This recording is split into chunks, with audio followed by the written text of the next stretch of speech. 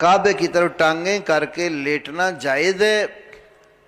اس سلسلے میں شریعت نے نہ کوئی اس بارے میں حکم دیا ہے لیٹو، نہ روکا ہے۔ یہ اصل میں ہمارے بر صغیر پاک و ہند کے مسلمانوں میں ایک چیز رائج ہو گئی کہ سمجھتے ہیں کعبے کی طرف ٹانگیں کر کے لیٹنا بے ادبی ہے۔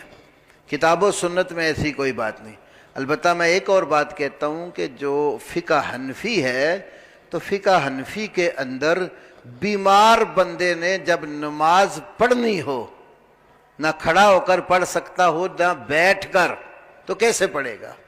کسی بھی حنفی فقیہ سے آپ پوچھیں گے تو وہ آپ کو یہ بتائیں گے کہ بیمار کو چارپائی پر لٹاؤ، ٹانگیں اس کی قبلے کی طرف ہوں گی، سر پیچھے سے اونچا کر دو تاکہ اس کا منہ قبلے کی طرف ہی رہے، تو اس طرح لیٹ کر نماز پڑھ لے۔ تو اگر ٹانگیں قبلے کی طرف کرنا بے ادبی ہے تو یہ بے ادبی نماز میں جائز کیسے ہو گئی؟ دیگر علماء محدثین تو اس طرح نماز پڑھنا بھی ٹھیک نہیں سمجھتے۔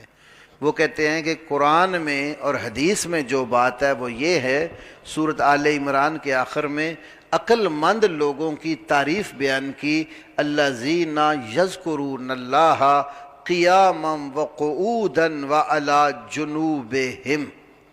عقل والے وہ لوگ ہیں، کھڑے ہیں تو اللہ کو یاد کرتے ہیں، بیٹھے ہیں تو اللہ کو یاد کرتے ہیں، وعلی جنوبہم، جنب پہلو کے بل لیٹ کر اللہ کو یاد کرتے ہیں۔ اور حدیث میں ہے بخاری میں، رسول اللہ صلی اللہ علیہ وسلم صلی قائما، کھڑے ہو کر نماز پڑھ، فَإِن لَمْ تَسْتَطِعْ فَقَاعِدًا، اگر کھڑے ہو کر پڑھنے کی طاقت نہیں تو بیٹھ جا، فَإِن لَمْ تَسْتَطِعْ فَعَلَىٰ جَنبٍ، بیٹھنے کی طاقت نہیں تو پہلو کے بل لیٹ جا۔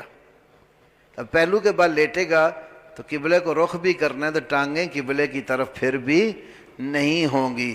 لیکن جو ہمارے بھائی زیادہ اس مسئلے کو محسوس کرتے ہیں تو ان کے ہاں امام ابو حنیفہ رحمۃ اللہ علیہ کی فقہ میں لیٹ کر نماز پڑھنی ہو تو قبلے کی طرف ان کی ٹانگیں ہوں گی اور سر پیچھے سے اونچا ہوگا۔